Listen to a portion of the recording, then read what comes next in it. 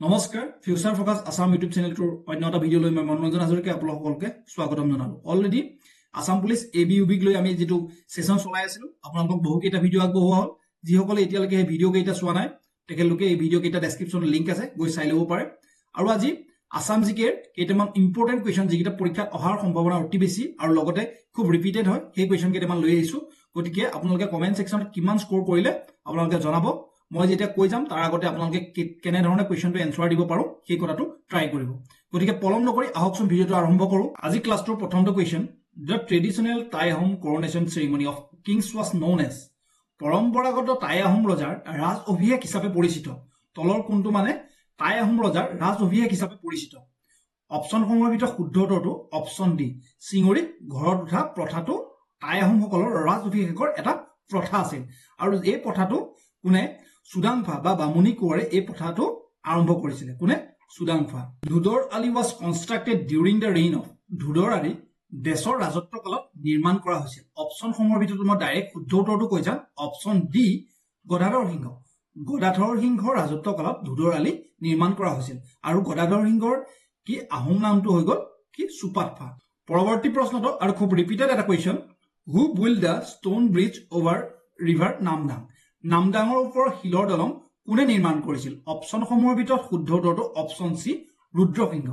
ৰুদ্ৰসিংহই নামদাঙৰ ওপৰত শিলৰ সাঁকো নিৰ্মাণ কৰিছিল। আৰু এই শিলৰ সাঁকো কিমান চনত নিৰ্মাণ কৰিছিলে? শিলৰ সাঁকো নিৰ্মাণ কৰিছিলে কিমান চনত? 1703 চনত। আপোনালোকে এই কুৱেশ্যনটো নাপাহৰিব। ইয়াৰ উপৰিও যদি আমি নামদাঙৰ যিখন শিলৰ সাঁকো আছিল তাৰ দৈৰ্ঘ্য কিমান? 10 মিটাৰ। 10 মিটাৰ হৈ গ'ল ইয়াৰ কি লং বা লেন্থ। ঠিক আছে, লেন্থ। পৰৱৰ্তী প্ৰশ্নটো যিটো এটা ৰিপিটেড কুৱেশ্যন হয় অসমৰ যিকোনো পৰীক্ষাতে, দ্য দীঘলী পুখুৰী in Guwahati is associated with. গুৱাহাটীৰ দীঘলী পুখুৰী কাৰ লগত জড়িত? অপশ্যনসমূহৰ ভিতৰত শুদ্ধ উত্তৰটো অপশ্যন চি, ভগদত্তৰ লগত জড়িত হৈ গ'ল দীঘলী পুখুৰী। অৰ্থাৎ ভগদত্তৰ জীয়ৰী নাম কি আছিল? ভানুমতী। ভানুমতী। অলৰেডি এইখিনি কথা আমি আগৰ ভিডিঅ' ডিছকাছ কৰিছো, তথাপি এডিশ্যনেলকে মই এতিয়া কৈ গৈছো যে ভানুমতীৰ যেতিয়া বিয়া হৈছিল, বিয়াৰ সময়ত এই পুখুৰীটো ভগদত্তই নিৰ্মাণ কৰি দিছিল গুৱাহাটীত। আৰু ভানুমতীক কালৈ বিয়া দিছিলে আপোনালোকে মোক কমেন্ট সেকশনত জনাব, কমেন্ট সেকশনত জনাব। ঠিক আছে। আৰু এই ভগদত্তই মহাভাৰতৰ যুদ্ধত কাৰ ফালৰ পৰা যুদ্ধ কৰিছিল? কৌৰৱৰ ফালৰ পৰা। কৌৰৱৰ ফালৰ পৰা তেখেতে যুদ্ধ কৰিছিল আৰু তেখেতৰ জীয়ৰীৰ নাম আছিলে কি? ভানুমতী।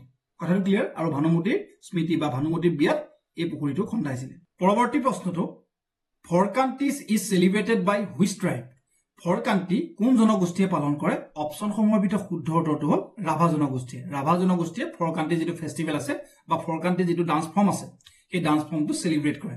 যেতিয়া কোনো মানুহ মৰে বা মৃতকৰ সেই সেৱাৰ অৰ্থে সেই ডান্স ফৰ্মটো ইউজ কৰা হয়। ক্লিয়াৰ কথাটো? পৰৱৰ্তী প্ৰশ্নলৈ আহিব পাৰো। আপোনালোকে জনগোষ্ঠীবোৰৰ আপোনালোকৰ কি ডান্স ফৰ্ম আছে, কি ফেষ্টিভেল আছে চাই যাব, কিয়নো ফেষ্টিভেল বা ডান্স ফৰ্মক লৈ পেলাই কুৱেশ্যন আহি থকা দেখা যায়। পৰৱৰ্তী প্ৰশ্নটো, Brajavali language is a mix language of Assamese language and which of the following language. Brajavali ভাষা অসমীয়া ভাষা আৰু তলৰ কোনটো ভাষাৰ মিশ্ৰণ? আমি সকলোৱে জানো শংকৰদেৱ আৰু মাধৱদেৱে তেখেতৰ লিখনিত ব্যৱহাৰ কৰা যিটো আমাৰ ব্ৰজাৱলী ভাষা আছিল, ব্ৰজাৱলী ভাষাটো অসমীয়া আৰু মেইথিলি ভাষাৰ কি এটা মিশ্ৰণ।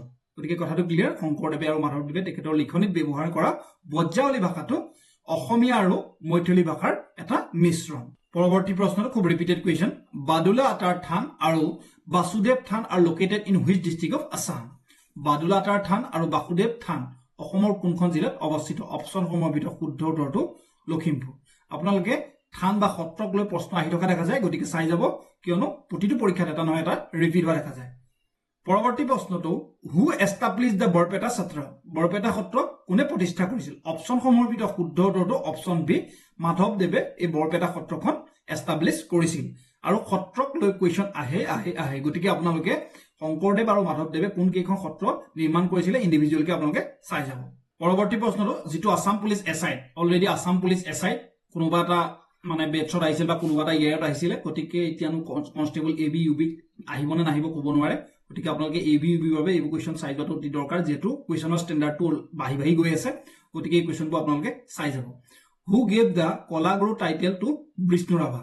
বিষ্ণু ৰাভাক কোনে কলাগুৰু উপাধি দিলে? অপশ্যনসমূহৰ ভিতৰত শুদ্ধ উত্তৰটো অপশ্যন ডি, ডক্টৰ সৰ্বপল্লী ৰাধাকৃষ্ণনে কলাগুৰু উপাধিটো বিষ্ণুপ্ৰসাদ ৰাভাদেৱক দিলে যিটো বাৰাণসীত এবাৰ মানে কি হৈছিলে বাৰাণসীত এবাৰ নৃত্য অনুষ্ঠান হৈছিলে নৃত্য অনুষ্ঠানত কলাগুৰু বিষ্ণুপ্ৰসাদ ৰাভাদেৱে তেখেতে শিৱৰ তাণ্ডৱ নৃত্য পৰিবেশন কৰিছিলে তাণ্ডৱ নৃত্য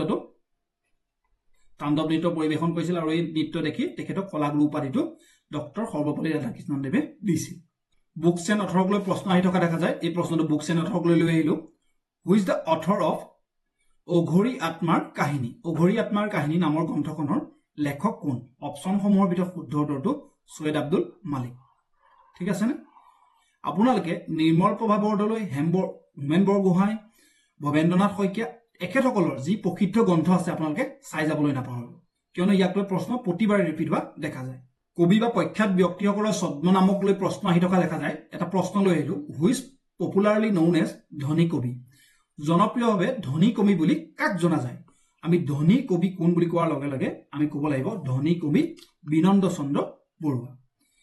চন্দ্ৰ বৰুৱা হৈ গ'ল ধনী কবি গতিকে আপোনালোকৰ এনে ধৰণৰ প্ৰশ্ন আহি থকা দেখা যায় একে ট্ৰেডিশ্যনেল কুৱেশ্যনে আহিব আপোনালোকে কিন্তু এটাও স্কিপ নকৰাকে কৰি আহিব পৰৱৰ্তী প্ৰশ্নটো হু ৰট দ্য বুক কাঠনিবাৰী ঘাট গ্ৰন্থখন কোনে লিখিছিল অপশ্যনসমূহৰ ভিতৰত শুদ্ধ উত্তৰটো হ'ল মহিম বৰা ইয়াৰ উপৰিও এটা কথা মই সংলগ্ন কৰোঁ যে আপোনালোকে যদি এতিয়ালৈকে আমি পঢ়ুৱাসমূহ ভাল পাইছে বা উপকৃত হৈছো বুলি ভাবে তেনেহ'লে আমাৰ চেনেলটো লাইক আৰু ছাবস্ক্ৰাইব কৰিবলৈ নাপাহৰিব লগতে নিজৰ বন্ধু বান্ধৱীক এই চেনেলটো শ্বেয়াৰ কৰিব আপোনালোকৰ লাইক আৰু ছাবস্ক্ৰাইবে আমাক খুব মটিভেট কৰে গতিকে পৰৱৰ্তী প্ৰশ্নলৈ আহোঁ পৰৱৰ্তী প্ৰশ্নটো who is the author of Kania কীৰ্তন লেখক কোন অপশ্যনসমূহৰ ভিতৰত শুদ্ধ উত্তৰ অপশ্যন চি হেমচন্দ্ৰ বৰুৱা হৈ গ'ল কানিয়া কীৰ্তনৰ লেখক পৰৱৰ্তী প্ৰশ্নটো আকৌ এটা বুকছ এণ্ড অথৰৰ ওপৰতে কুৱেশ্যন লৈ আহিলো the author of the comic play Litika is comic নাটক লিটিকাৰ লেখক হ'ল অপশ্যনসমূহৰ ভিতৰত শুদ্ধ উত্তৰ অপশ্যন চি লক্ষীনাথ বেজবৰুৱা পৰৱৰ্তী প্ৰশ্নটো এটা খুব ৰিপিটেড কুৱেশ্যন হয় the Chandubi lake was form in which year due to an earthquake কোন বছৰৰ ভূমিকম্পৰ ফলত চান্দবী লেক গঠন হৈছিল অপশ্যনটো শুদ্ধ উত্তৰটো হৈ গ'ল 12 জুন 1897 1897 চনৰ 12 জুন তাৰিখৰ ভূমিকম্পৰ ফলত কি চান্দবী লেকটো গঠন হৈছিল পৰৱৰ্তী প্ৰশ্নটো area wise Assam stands in which number among the north east states এলেকা ভিত্তিত উত্তৰ পূৰ্বাঞ্চলৰ ৰাজ্যসমূহৰ ভিতৰত অসমৰ স্থান কিমান অপশ্যন চি ছেকেণ্ড দ্বিতীয় স্থানত আছে অসম এৰিয়া ৱাইজত আৰু প্ৰথম স্থানত ফাৰ্ষ্ট পজিশ্যনত কোন আছে আপোনালোকে কমেণ্ট ছেকশ্যনত জনাব আৰু ইয়াৰ এৰিয়াটো কাৰ যিটো প্ৰথম স্থানত যিখন ষ্টেট আছে আপোনালোকে সিহঁতৰ এৰিয়াটো আপোনালোকে কমেণ্ট ছেকশ্যনত জনাবলৈ নাপাহৰিব অসমৰ এৰিয়াটো কিমান ৭৮,৪38 স্কুৱেৰ কিলোমিটাৰ কুৱেশ্যন নম্বৰ 18 আৰু আজি ভিডিঅ'টোৰ অন্তিমটো প্ৰশ্ন who was the first female finance minister of Assam অসমৰ প্ৰথম মহিলা বিত্তমন্ত্ৰী কোন অপশ্যনসমূহৰ ভিতৰত শুদ্ধ উত্তৰটো হ'ল অপশ্যন বি অজন্তা নেওগ গ'ল অসমৰ প্ৰথমজন মহিলা বিত্ত মন্ত্ৰী আৰু বৰ্তমানো তেখেতে আছে গতিকে আপোনালোকে মোক কমেণ্ট ছেকশ্যনত এটা কথা জনাব কমেণ্ট ছেকশ্যনত কুৱেশ্যন নম্বৰ 18ৰ কমেণ্ট ছেকশ্যনত আপোনালোকে এইটো কথা জনাব যে ইণ্ডিয়াৰ ফাৰ্ষ্ট ফিমেল ফাইনেন্স মিনিষ্টাৰ প্ৰথম মহিলা ভাৰতৰ কোন আপোনালোকে মোক কমেণ্ট ছেকশ্যনত জনাব যদি আপোনালোকে আমাৰ ভিডিঅ'সমূহ ভাল পাইছে বা আপোনালোকৰ লাভৱান হৈছে বুলি ভাবে চেনেলটো লাইক ছাবস্ক্ৰাইব আৰু শ্বেয়াৰ কৰিবলৈ নাপাহৰিব